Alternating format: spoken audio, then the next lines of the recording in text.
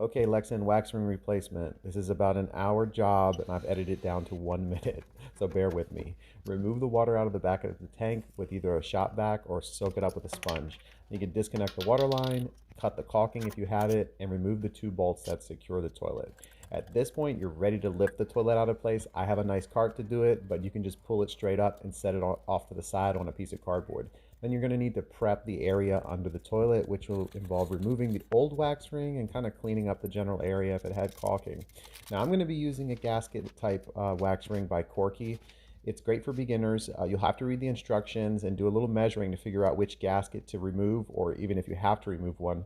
The bolts on this one were in good shape, so I didn't have to replace them.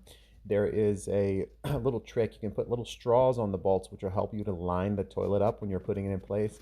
And this type, like the synthetic gasket, is good for beginners because if you set it down wrong the first time, you can just pick it up and reset it. If you do that with a wax ring, you're pretty much done. You have to replace the wax ring again because it gets all smashed.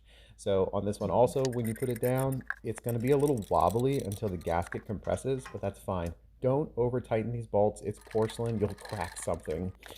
Screw your water line back in, turn your water back on. This customer wanted caulking. You don't have to caulk it, but if you do, do not caulk the back. You want to leave a little area for moisture to escape.